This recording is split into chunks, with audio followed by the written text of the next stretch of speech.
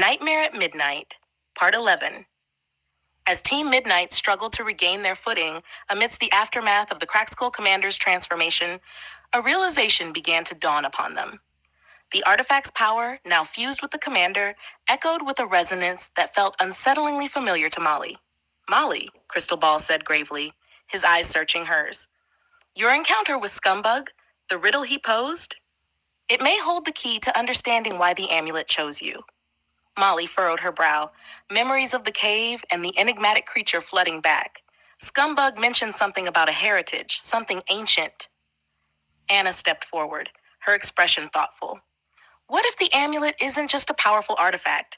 What if it's tied to a lineage, a legacy passed down through generations?" Crystal Ball nodded. "Long ago, there existed a tribe of warriors known as the Flight Cats. They were renowned for their agility, their mastery of the skies, and their connection to mystical artifacts that granted them incredible powers." "The Flight Cats," Molly whispered, a spark of recognition igniting within her.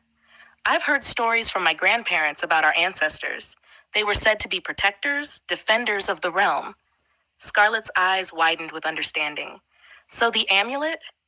It chose you because you're descended from the Flight Cats. It recognized something in you." "But why now?" Sunny asked, her brow furrowed in concern. "Why is the amulet revealing its power now, after all this time?"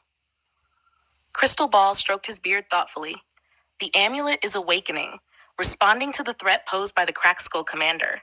Its power seeks to protect, to empower its chosen bearer in the face of darkness."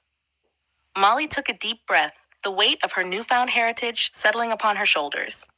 "Then we have to use this power wisely. We can't let it fall into the wrong hands."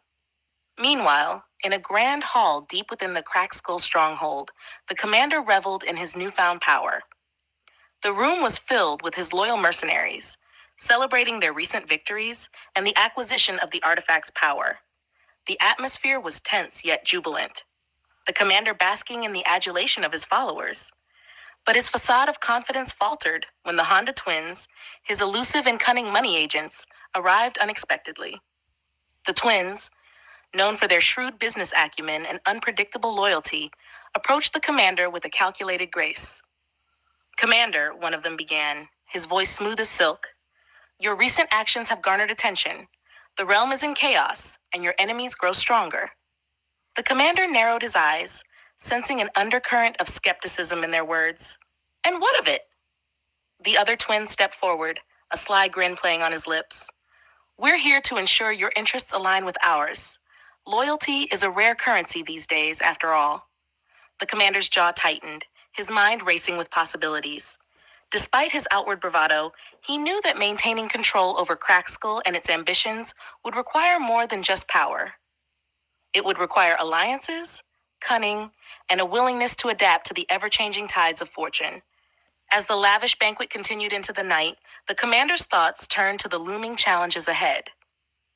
The artifact had granted him unparalleled strength, but with it came the burden of expectation and the relentless pursuit of dominance.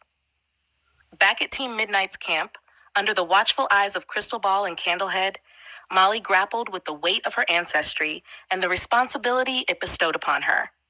The Flight Cats, ancient warriors of legend, had entrusted their legacy to her, and she knew that her journey was far from over.